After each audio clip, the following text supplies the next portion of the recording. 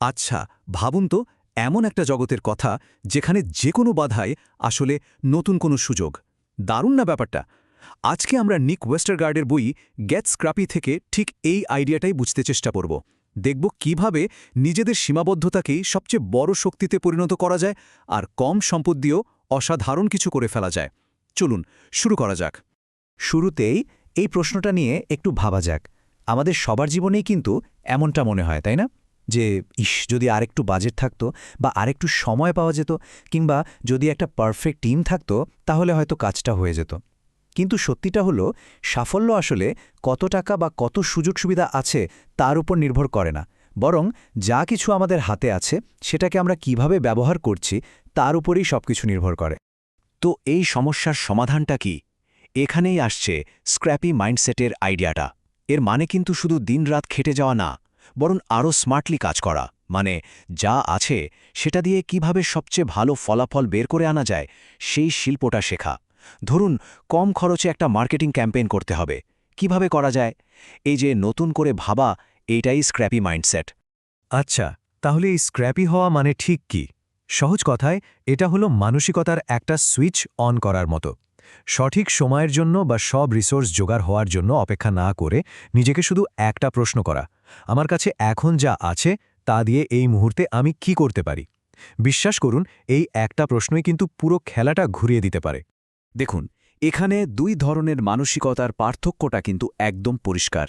একদিকে আছে সেই পুরনো চিন্তা, যেখানে আমরা একটা পারফেক্ট পরিস্থিতির জন্য অপেক্ষা করি, যেমন ভালো বাজেট আসবে, দারুণ একটা টিম পাবো, তারপর কাজ শুরু করব। আর অন্যদিকে আছে স্ক্র্যাপি অ্যাপ্রোচ, যা শেখায় যে কোনো সীমাবদ্ধতাই আসলে একটা সুযোগ। মূল পার্থক্যটা হলো অপেক্ষা করা বনাম এখনই শুরু করা। খুব ভালো কথা, কিন্তু প্রশ্ন হলো এই মাইন্ডসেটটা তৈরি করা যাবে কিভাবে? এর জন্য একটা দারুণ প্লে বুক আছে, যেখানে ৩টা মূল পিলার বা স্তম্ভের কথা বলা হয়েছে। চলেন এই কৌশলগুলো কি কি সেটা একটু দেখে নেওয়া যাক। এই ৩টা ধাপই হলো স্ক্র্যাপি হওয়ার মূল মন্ত্র। প্রথমটা হলো নির্মম মনোযোগ, মানে হাজারটা জিনিস নিয়ে না ভেবে কোনটা সবচেয়ে জরুরি শুধু সেটাতেই ফোকাস করা। যেমন ধরুন, পরীক্ষার আগে আমরা সবচেয়ে গুরুত্বপূর্ণ চ্যাপ্টারগুলো আগে পড়ি, ঠিক তেমনই। ২ নম্বর হলো সৃজনশীল সমাধান। দামি কোনো সফটওয়্যারের বদলে ফ্রি অনলাইন টুল ব্যবহার করাটাও কিন্তু এর একটা দারুণ উদাহরণ।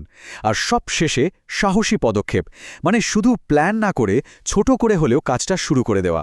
আর সাহসী পদক্ষেপ নিতে গেলেই কিন্তু ব্যর্থতার ভয় চলে আসে। এই উক্তিটা দেখুন কি দারুণভাবে বিষয়টা ব্যাখ্যা করা হয়েছে।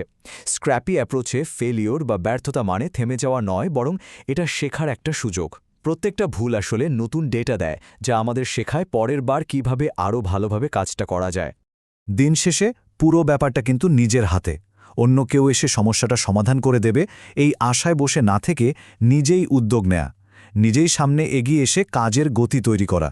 আর এই মানসিকতাটা শুধু বিজনেসের জন্য না, নিজের কেরিয়ার বা জীবনের যে কোনো ক্ষেত্রে কিন্তু একটা সুপার পাওয়ারের মতো কাজ করে।